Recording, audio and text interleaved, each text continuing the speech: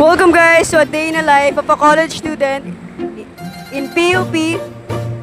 It's a commute edition. Correct guys, so today maglalakad tayo pa EDSA Carousel. Titignan natin yung hardships ng mga commuter here sa EDSA. Tara! EV spot counter number 1.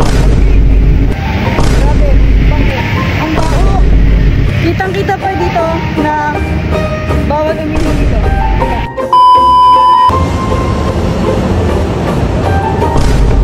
Uy! Tapila counter number 1 guys! Tapila counter number 1!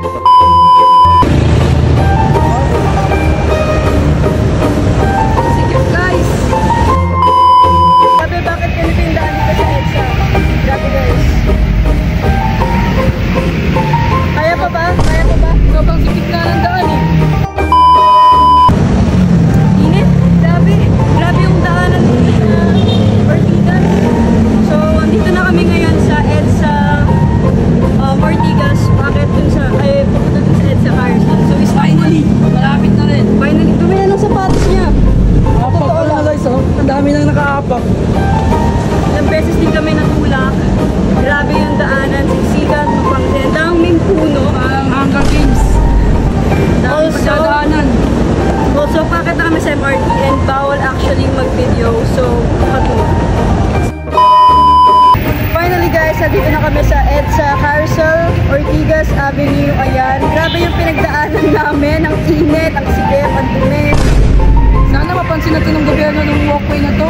Ang hirap pag commute araw-araw, lalo na kung estudyante ka pa. Yun yung sapatos mo ang dumi. Ang dami nang apak oh. Grabe, sobrang dumi ng sapatos namin. So, sana naman maayos ng gobyerno yung mga walkway. Imagine, ang daming mga commuter dito na naglalakad. Everyday dinadanas nila to. Yes. So, very true. sana maayos to.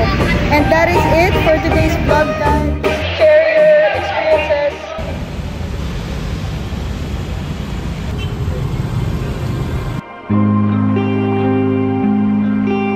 Araw-araw, libo-libong Pilipino ang dumaraan sa EDSA bus lane. Proyektong layong pabilisin ang biyahe sa gitna ng traffic.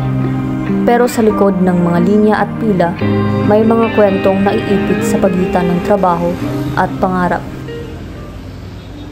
Alas 5 na ako uuwi, tapos diretso na ako sa klase. Minsan alas 7 na, pero nasa pila pa rin ako ng bus. Parang sa bawat biyahe ko, hinahabol ako ng oras. Lalo na ng sistema. Grabe no, sabi exclusive lane raw para mas mabilis. Pero ba't ganun para mas mabago? Oo nga eh, minsan konti lang yung pinapadaan, pero yung mismong bus, sila pa yung matagal na dumating. Tapos grabe yung pedestrian access, over sa layo na para bang magmamarathon ka na lang talaga. Ang EDSA Bus Carousel ay inilunsad noong 2020 sa gitna ng pandemya. Layunin nitong ayusin ang public transport sa pamamagitan ng dedicated lane para sa mga bus. Ngunit sa paglipas ng panahon, lumitaw ang mga butas sa implementasyon. Kakulangan ng bus units, hindi maayos na scheduling, at maging issue ng mga umano'y VIP na dumadaan sa bus lane. Ako naman si Brent, parehas kay Felinda, DPORG student din. Hindi naman sa ayaw sa sistema pero parang hindi kami kasama sa plano. Walang maayos na tawiran, walang maayos na masisilungan. Minsan delikado pa tumawid kapag gabi. Pero kahit pagod na, sige lang, kasi kung hindi ka gagalaw, mahuhuli ka sa lahat. Ang problema sa EDSA bus lane ay hindi lang issue ng trapiko, kundi salamin ng mas malalim na problema sa urban planning at public service. Sino nga ba ang pinaglilingkuran ng sistemang ito? Ang tao o ang trapiko?